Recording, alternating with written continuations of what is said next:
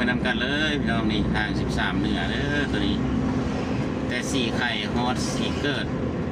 สี่แยกทางด่วนตัวนี้ก็เป็นตลาดสี่ไข่มือซ้ายมือนี่มือซ้ายมือขวามือนี่เป็นตลาดสี่ไข่เลยพี่น้องดูทางมันเห็นงามเลยเด้อทางนะ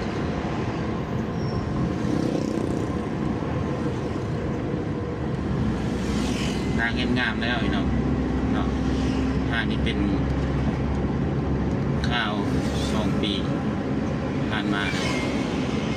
ก็หลายปีแล้วแหละทางเส้นนี้เนาะเป็นทางคูยางแต่ภูมิคลองน้ำพี่น้องมาเฮ็ดให้ทางนี้ปีตลอดมาปีนี้แต่ว่าเริ่มปีกายมานี่เพิ่นเฮ็ดทางปี2024ปี2025ปีนี้ก็ถือว่าสำเร็จแล้วเนาะได้สำเร็จก็ยังบ่สำเร็จ 100%มาเบิ่งภาพบรรยากาศไปนำกันนะเนาะยังเล็กๆน้อยๆเนาะยังเก็บเศษเก็บฝุ่นนะครับขีดเส้นแบ่งจราจรครับยังบ่ทันสำเร็จ 100% เด้อแต่ก็ถือว่า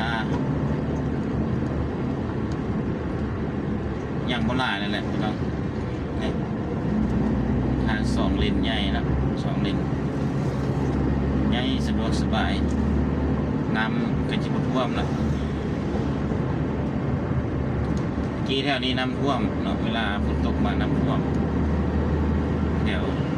สุวรรณีการค้านี่ในบ้านศักดิ์สิทธิ์เนาะหรือว่าบ้านคนแห่นี่นะอันนี้น้ำท่วม2 ปีหลังจากเดี๋ยวนี้เฮ็ดทางคอนกรีตสำเร็จแล้วเด้อพี่น้องเด้อแต่มาสะดวกสบายแล้วตอนนี้เนาะ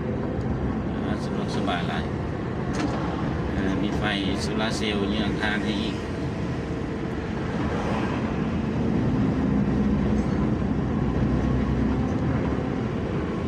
จะเก็บภาพบรรยากาศให้พี่ให้น้องเขาได้เบิ่งนำกันได้เป็นน้องได้จนฮอดสี่แยกไฟแดงทางด่วนซีเกอร์นั่นแหละเนาะเบิ่งว่ายามกลางคืนอันนี้เป็นอะไร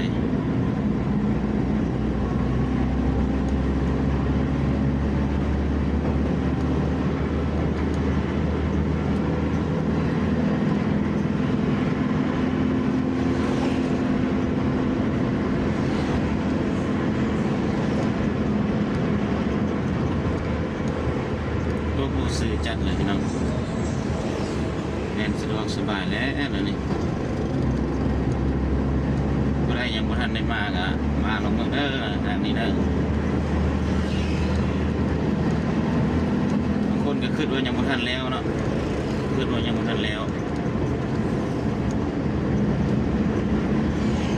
แต่ว่าทางพื้นที่เรียบร้อยหมดแล้วยังแต่อนามัยนี่แหละเนาะอนามัยแล้วก็ทาสีเนาะอนามัยแล้วก็ทาสีรอคนทางบางก้อนก็ยังบ่ทันแล้วเนาะเรื่องนั้นยังบ่ทันแล้วสำหรับสีขอบทางจะเสร็จเรื่องนี้ถือว่าแล้วนะครับ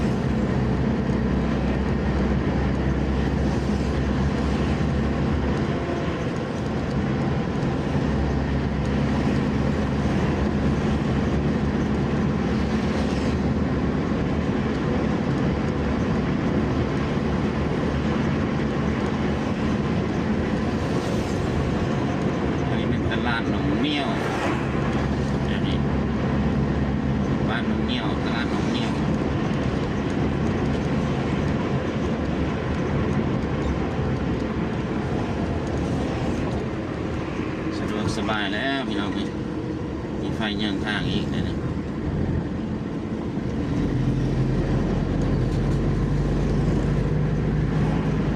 บ้านเมืองเขาได้สำนีถือว่าดีเนาะคอยพัฒนาไปเหมือนกันพี่น้องเส้นทางทางคอนกรีตนี้สำเร็จกับคุ้มด ล้นนะก็คือทางกูย่างนะพี่น้องเนาะทางกูย่างนี่ก็ได้มาตรฐานกับเดียวกับพี่ทางคนกีดนี่กีดเสริมเล็กนี่ถือว่ากุ้มล้นเลยเนาะลายบอลนี่คนเฮ็ดก็ถือว่ากุ้มล้นเลยทำน้ำหนักได้ดิ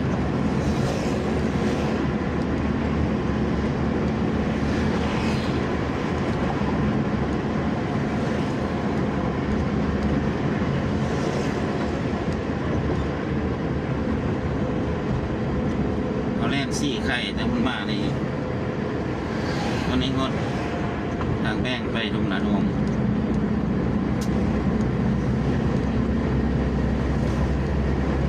ว่าคือไหวอยู่ในเนาะพี่น้องเนาะ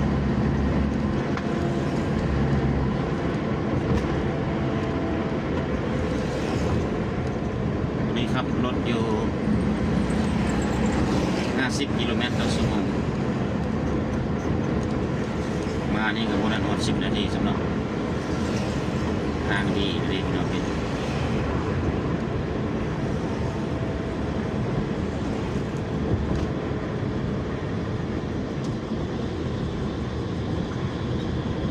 มันทางบริกับรถกับติดบริกับสโลว์นี่ทางวอล์กเป็นกลุ่มแต่ว่านี่ทางดีหลายโอ้ถือว่าแล้วกันแล้วนี่แล้วกันแล้ว54นี่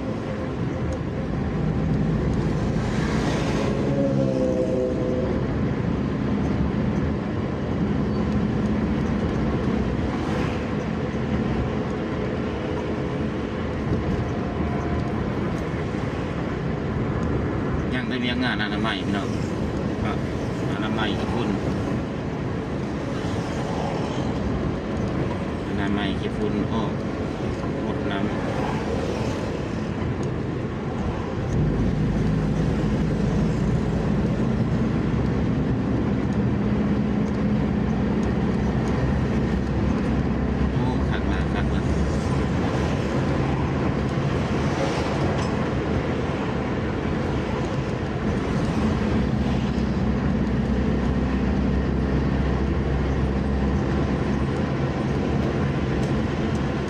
ทางคอนกรีตนี้ตั้งแต่ซี่ไข่จนฮอด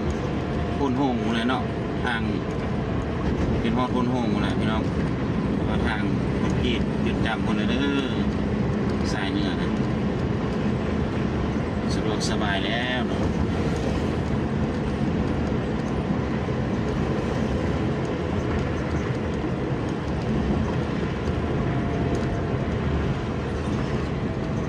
นี้เราก็มาฮอดไฟแดงทางด่วนเลยเนาะไฟแดงสีเกิดเลี้ยวซ้ายขึ้นไปก็เป็นทางด่วนเลี้ยวขวาก็ไปทางหนองบึกเข้าไปทาง450 ปีไปแล้วเอาขอจบสำนีก่อนนะพี่น้องเด้อขอบใจหลายเด้อคนใดเข้ามาแล้วเพราะนั้นกดไลค์กดแชร์กดกดแชร์กดติดตามให้ว่าคำแพงพากินพาเที่ยวได้พี่น้องขอบใจหลายพี่น้องบ๊ายบาย